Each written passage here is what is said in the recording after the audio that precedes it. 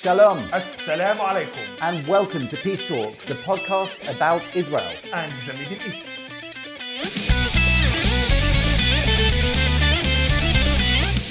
I'm Jonathan Sacerdoti, a Jewish journalist here in London. I am Moataz Khalil, Muslim Egyptian journalist, which live here in London. Coming up in this episode, we have Dor Shachar, a Gazan Palestinian who escaped to Israel and converted to Judaism. Also, we'll hear about Kanye West and his newfound regret for his anti-Semitism. When I was 3 years old, my grandfather told me, my land in Jaffa, the Jews have stolen it from me. When you grow up, you're going to kill the Jews and bring back the land. Thinking about the Gaza Strip as a concentration camp, I don't remember theatres and cultural centres in Auschwitz. I have a message to Kanye. This is the Arabic and the Muslim culture. If you want to be famous, accuse the Jews anything. But before we get to that, let's have a look at what's been catching our eye this week. I wanted to talk about this essay in the New York Times that was published on Christmas Eve, 24th of December, by Gaza City's mayor, Yahya Sarraj. Now, he was given this opportunity to write in the newspaper, and he was complaining that the Israeli military action in Gaza has destroyed so much of the culture of the Strip. I just thought it would be worth looking at some of the things he said in there, because I think it was unintentionally educational about the Gaza Strip for many people. So many people over time have called the Gaza Strip an open-air prison or a concentration camp, and these are obviously very emotive words. Even British Foreign Secretary David Cameron, formerly the Prime Minister, once called it an open-air prison. And I think that his own words, Sarraj's own words, demonstrate just how wrong those comments are. If we look at some of the stuff he said, there's this bit where he said that the Hamas administration appointed me mayor in 2019. Well, firstly, it's very interesting. We vote for our mayor here in London. Exactly. They obviously They nominate him, and the Palestinian people don't choose him, don't elect him. So now it's a Hamas man. Exactly. So we know fully that if he's been appointed by the Hamas administration, as he puts it, well, he's part of the Hamas administration. He's become the Hamas mayor of Gaza. So the paper has already chosen to give this column, this opportunity, to a member of Hamas, a prescribed terrorist organization. Okay. I think that's worth noting to start. But then let's get into the meat of what he says. He says, when Israel began its war on Gaza in response to the deadly attack by Hamas, I was abroad. Now, there we go. That's the first interesting thing. I don't know many prisons where even the mayor could go abroad. Many people from Gaza actually went abroad before October the 7th. Especially Ismail Haniyeh family? Well, yes, indeed. Some of Hamas family? They found those receipts for jewellery he'd bought in Qatar. Sure. And that means that he's definitely been travelling. By the way, the Israeli TV make interview with the owner of the jewelry shop. And he said that, yes, Mr. Ismail Haniyeh come to me and buy some rings and some very, very important jewelry from me. Yes, he said this. And this is all while, of course, the Gazan people are suffering because the money has been funneled towards Hamas and enriching the leaders themselves, some of whom have billions. But we know also that more regular Palestinians were able to travel outside the Strip. There were influencers during the World Cup in Qatar who travelled to the World Cup and posted about it on Instagram and other social media platforms. So it's clear that actually, if you had the money, you were able to travel out through the Egyptian border and then on to Europe or elsewhere in the Middle East. And I think he proves that himself by saying he wasn't even in Gaza when it started.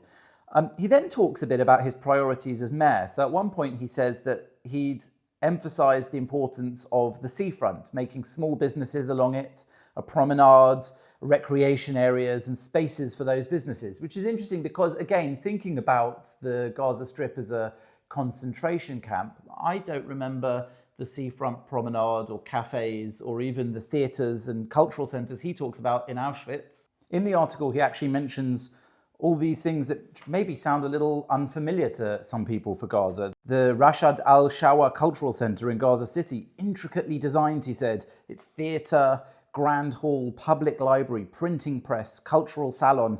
He goes on and on to talk about Gaza's beautiful seafront, its libraries and archives. He even talks about the Children's Happiness Center. Now, I don't remember seeing a Children's Happiness Center in Auschwitz, Birkenau. I don't remember any of these things existing in a concentration camp that Jews were kept in, tortured in, enslaved in, and killed in. And yet people still choose to describe Gaza that way. It's a crime, and sure you know it's a crime if a Jewish in Auschwitz has a pen or has a paper. It's a crime. What is the editor-in-chief? Okay, I know that in my first day here, till now, you help me in writing something and you advise me.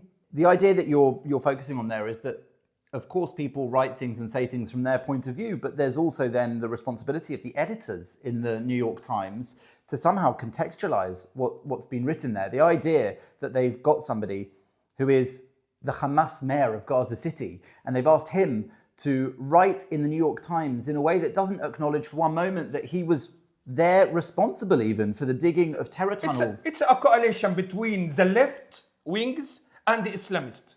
Exactly. It's a coalition, like here, coalition between the left and the Islamists. So this is not a mayor of Gaza, it's a Hamas man article.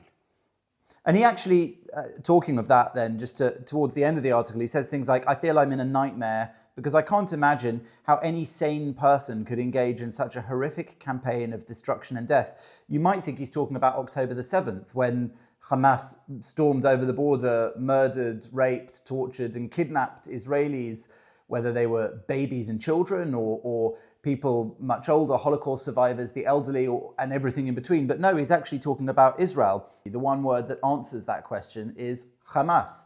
And the same when he says, why can't Palestinians be treated equally like Israelis and all other peoples in the world? Why can't we live in peace and have open borders and free trade?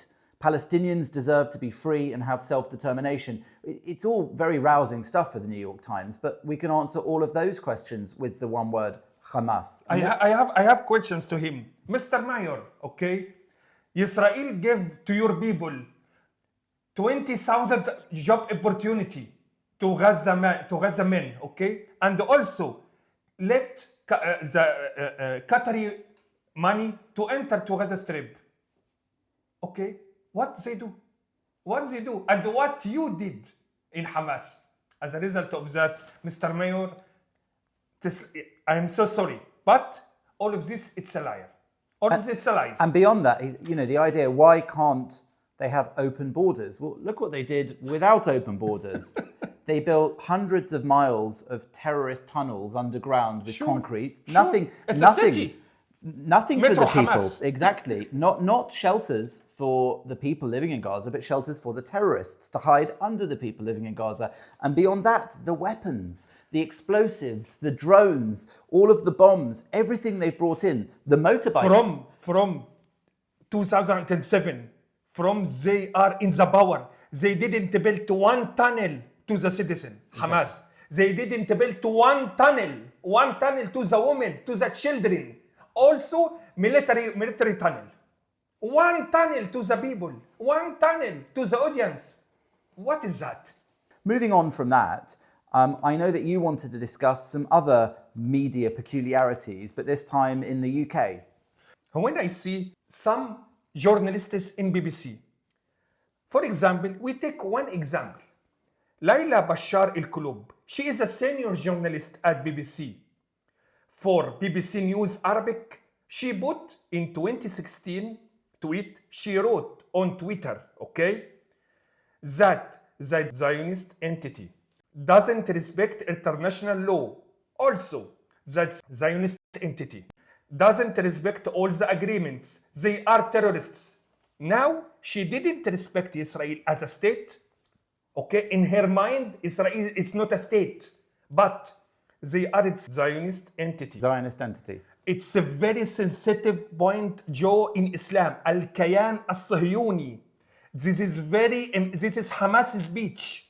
This is jihad speech. It's interesting because looking at her LinkedIn, it says that she is a senior online journalist who has certain responsibilities she's described. Okay. For example, commissioning and selecting relevant materials to meet the expectations of audiences and adhere to the BBC's editorial policies. So I think that the BBC's editorial policies might require for their journalists covering Israel to at least acknowledge that it exists. As a journalist, as a professional journalist, what do you describe if we discuss about any material, any topic about Israel? She will be fair or she will be pro-Palestinian? For example, now this is a message to you, to all UK citizens, which BBC take their money, which is you pay for BBC as a tax. Joe, may I ask you a question? Of course. What is the definition of Mr. Mahmoud Abbas? Mahmoud Abbas, he is the president of the Palestinian Authority. Palestinian Authority. Yep. So now you said that you respect the Palestinian people, you respect your journalist field, so you didn't say that Palestinian Palestinian entity, that's correct. I think there's a problem when a journalist for the BBC is unable to say the state of Israel, or at least was in 2016. We did reach out to the BBC press office to ask about this, and they sent this statement.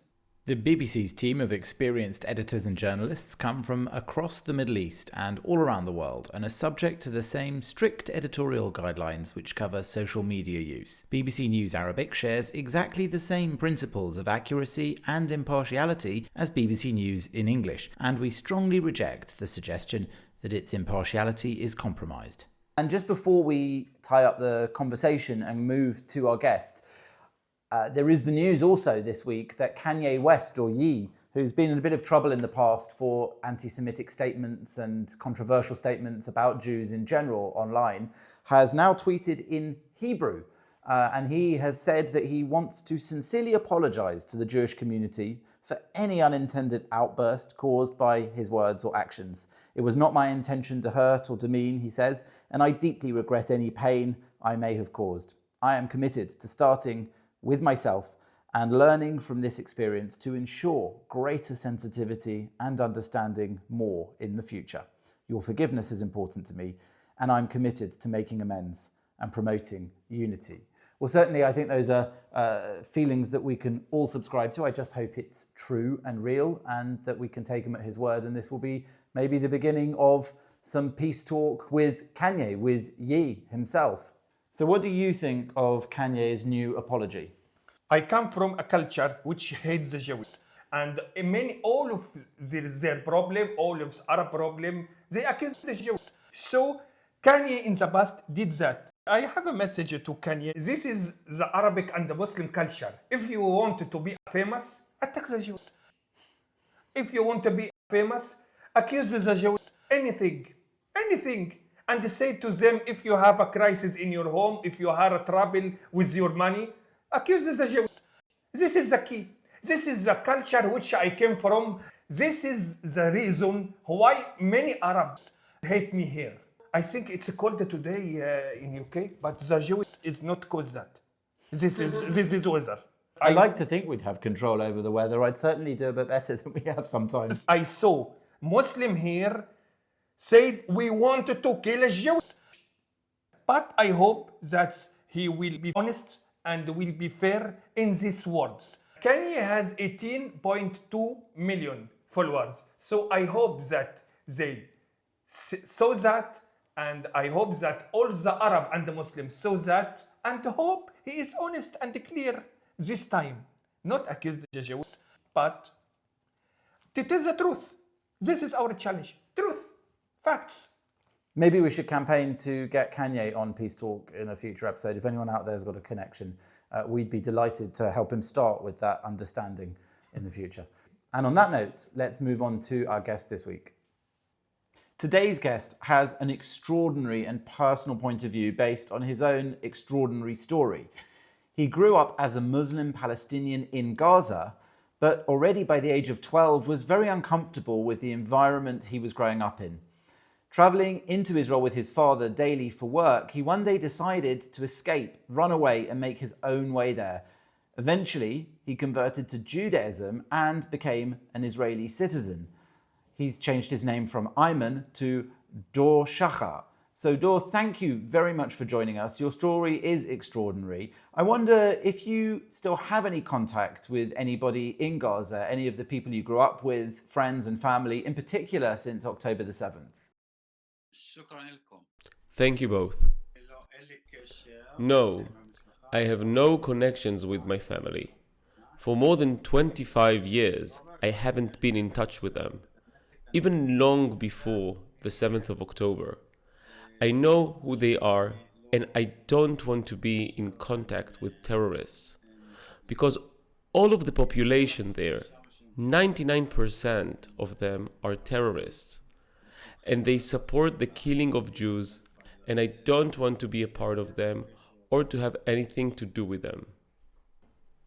Dor, you were raised in Haniyeh, and all of us know that is Muhammad al-Sinwar, Yahya al-Sinwar, Muhammad Dif, Yahya Hayyash, Hamhandis, come from it. So, what they teach you in the school, and what they told you about the Jewish and Israeli people? Let me explain to you how children are raised in Haniyeh and Gaza and all of the disputed territories, including Judea and Samaria. When I was 3 years old, my grandfather told me, "My land in Jaffa, the Jews have stolen it from me. When you grow up, you're going to kill the Jews and bring back the land. All of Israel belongs to Palestine." I used to hear my father watching the news. While he would hear about the killing of Jews, he would say, "Thank God, I hope that all of them will die." My father worked in Israel for 27 years. He made money, brought food, clothes, presents, all from the Jews, but in the end of the day, yes to murdering them. Back then, everyone could come and go freely. There didn't used to be security checks. Whoever came was welcome. Free. Entry was free. And Hamas believes that a good Jew is a dead Jew. Can you tell us about that? נכון, עכשיו אני אסביר לך מה עושים לעצמם. שהיית הולך עם אמא שלי לשוק כדי לקנות לי ממתקים בדרך. Correct. Let me explain to you how they treat themselves. When I used to go with my mom to the market to buy sweets on the way, I saw somebody's head rolling past us like a football. I saw people who have been electrocuted. I saw people who they put in the crossroads and they cut off their heads. These people used to be considered collaborators with Israel. You understand? My dream was to be a doctor. Every child had a dream. Even you, when you were children, had dreams. You had a dream and you had a dream. What did you dream about becoming as an adult? My dream was to be a doctor. We sat in the classroom and they taught us the alphabet. Which letters did they teach us? The letters of Palestine. That's how they started. No ABCs, none. The letters start at Palestine. Math, they taught us. We had 5 Jews, we murdered 3. How many left? 2. And we are going to murder them as well. A teacher came into the classroom. A tall man, 1 meter 95, in a suit and a tie. A dignified man. And they told us, "Today someone special is here." I was very excited. I said, of course, he would teach us how to become a doctor, what it is to be a doctor. And then he started like this. "The Jews are killing children, women, men, and old people. That the Jews stole the land of your grandfathers. You are going to avenge them until the last drop of blood. The Jews all used to be Muslims, and now they're infidels. Also the Christians. Whoever doesn't believe in the Quran, in Muhammad, and in Islam is an infidel. Jews have 3 legs and 1 eye on their forehead. Whoever murders a Jew is promised his place in heaven. If they kill him, he becomes a martyr and has 72 virgins." That's how they raise children. So all the children in the class are jumping up and shouting, "Allahu Akbar, kill the Jews." I declare there is no God but Allah and Muhammad is the messenger of God. This is how they educate the Arabs to kill Jews and Christians. Because in this world, there is no place for Christians and Jews. It's a place for Islam. This is how they bring up their children. Pay attention. When a terrorist is coming to kill a Jew or a Christian, what does he say? Allahu Akbar. In the name of God. There is no God but Allah. That's how they kill Jews and Christians.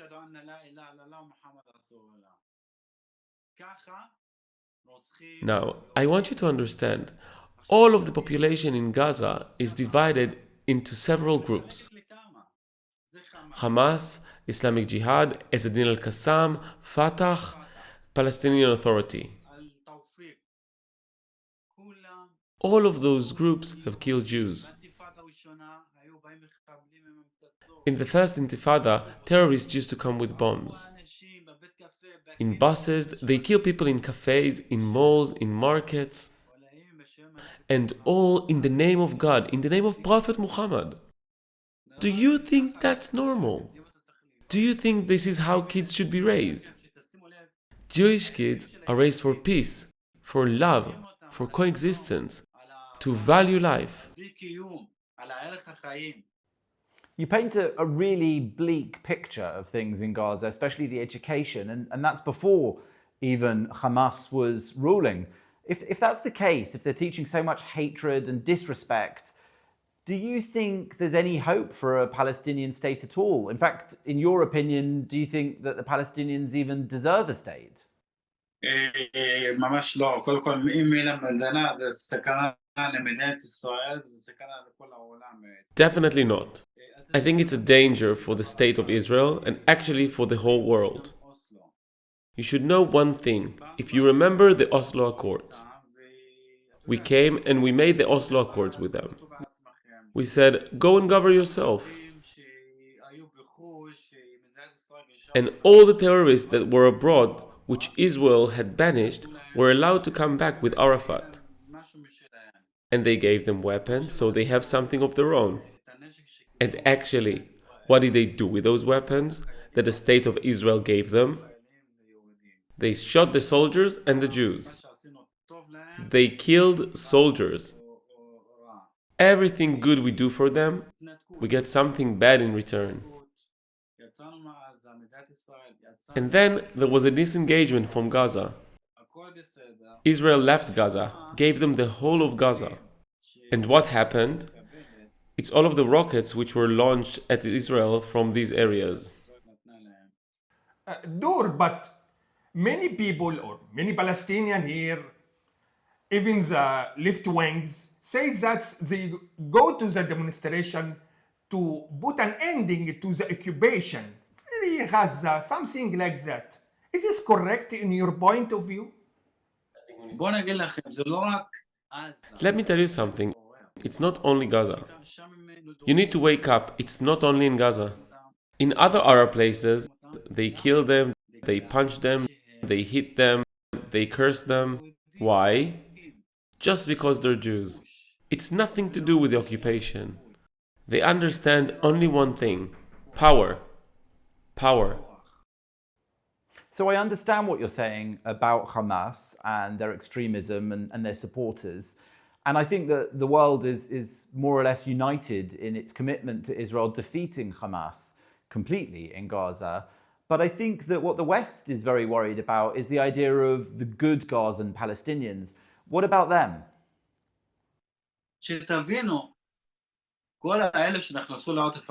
I want you to understand, all of the people who entered the kibbutzim across the border from Gaza, if you pay attention, there were several groups. The first group had the green band around their head. They were Hamas. And then there was a group with a black band. They're Islamic Jihad. And the ones with the white band are Ezzedin al-Qassam. And then there were some wearing flip-flops and sandals, carrying knives and axes in their hands. They are the ones people call the good citizens. When one Israeli-Russian citizen escaped from Hamas, after 4 days, the good citizens captured him and brought him back to Hamas. There are no good citizens. אין. Forget about it. תשכחו מזה. There are no good citizens. Well, that's a really sobering thought. It's pretty depressing, actually, but thank you for sharing your thoughts and experiences with us. It's not often that you get to hear from people with direct knowledge like that, who've come through such adversity and found for themselves peace in their own lives. So thank you for speaking with us and for sharing your very frank views. Thank you. תודה רבה. Thank you. תודה רבה לכם, היה לי כיף. Thank you. It was fun. It was a real pleasure in better days. ימים טובים יותר, ובאמת הלוואי, הלוואי, הלוואי. That's all we've got time for this week, but join us again soon as we hope that more talk brings more peace. إن شاء الله.